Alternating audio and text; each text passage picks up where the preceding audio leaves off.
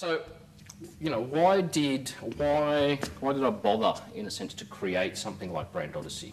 Or why did I bother to pursue something like this? Why do we need it? Right? So let's play the marketing game, if you like. If something's successful in the marketplace, it means it's fulfilling a need. So, what was the need that I was thinking of when I put this set of philosophies and processes together? Well, I felt that we needed a new set of glasses, that marketing and advertising needed a new set of glasses. Look, in reality, it's not really a new set of glasses. It's a set of glasses that has always existed, but in a sense, we've stopped wearing them. So we need to start wearing this new set of glasses, which we need because the basic premise is what we really need to understand is that we are not aware of our own impulses, right? So consumers are not aware of why they behave the way that they do. Very few people are really aware of their own emotions, what drives them, what their actual needs are. Even fewer people have the capacity to express those emotions. Right? Yet, what do we do?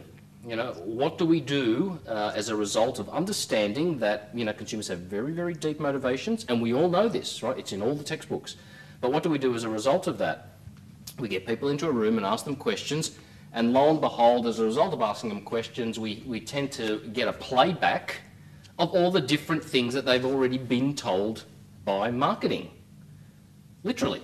So they play back the ads they've seen, and they play back all the advertising and marketing messages about the brand or about the category or whatever that they've seen. Now, they don't play it back in a kind of like they've recorded it. They play it back in their own words. Okay, and we take this away. Research takes this away and basically says that these are the insights and realizations. Well, in fact, they're not. And really, the marketing people and the marketing team may as well have just sat together and discussed what has been disseminated out there. You don't need to do research to find out, to get a playback of what's already been disseminated out there. So the thing is, we can't realise what really drives us. And there's this guy, a philosopher who has nothing to do with marketing, I think, obviously, but a philosophical luminary, maybe the greatest philosopher of last century, a guy called Ludwig Wittgenstein, and he said, and this is really such a truthful statement, he said that the hardest thing for anyone, the hardest thing for you to do is to not deceive yourself, right? Nothing is so difficult as not deceiving oneself. Now, if you really understand people and consumers, you realise that the truth in this statement. What he's really saying is that self-deception, right? Unconscious self-deception is endemic to the human condition, right? It's impossible not to deceive yourself because you're not actually aware of what's going on. And sometimes we don't really even want to know what's going on. We don't want to face what's going on because it's too unpleasant or for a lot of different reasons. Yeah. So that is basically a singularly insightful thing to say about people and about consumers in the sense that people have no choice but to be self-deceptive. So again, that really makes a mockery of how we actually get information from people. We ask them questions and ask them to give us back answers, and what we're getting back are often self-deceptions, really. So Wittgenstein is actually mocking, well, he didn't know he was mocking marketing, but really, at the end of the day, he's actually mocking marketing by this statement. It's actually quite a true statement as well.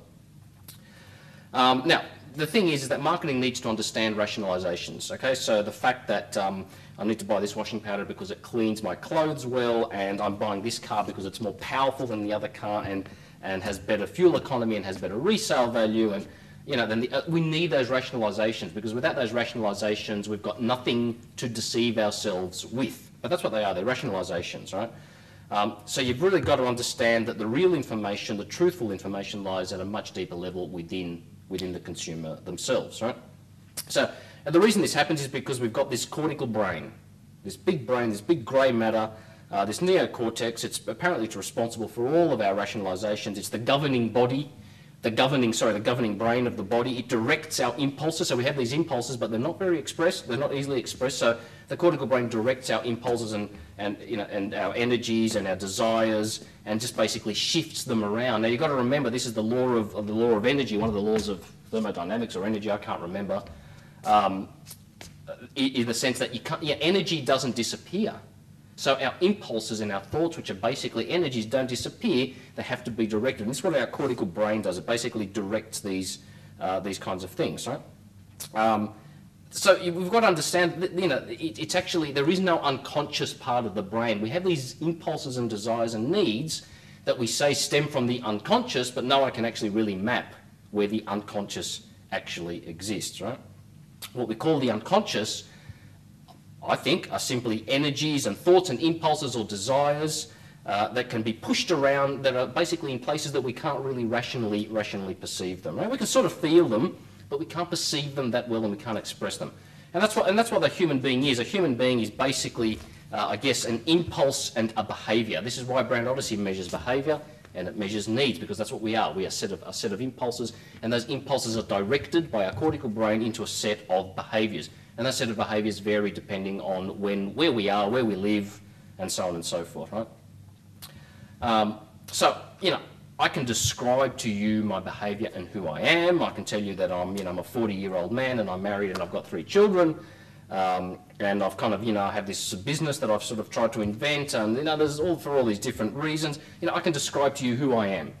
But that doesn't really let you know what makes me tick. It gives you some clues, but not really that many clues. For instance, is my business the way I envisaged it, or is it turned out differently to what I expected? Am I at the bottom of my earning potential, or am I at the top of my earning potential? Yes, I have 3 kids, but that doesn't mean really anything in itself. I mean, it's more of it's only an indication of maybe how big my car is, but probably not even that. Real questions are, am I an active parent in raising my family, or am I kind of a more passive and distant and an observer of the family?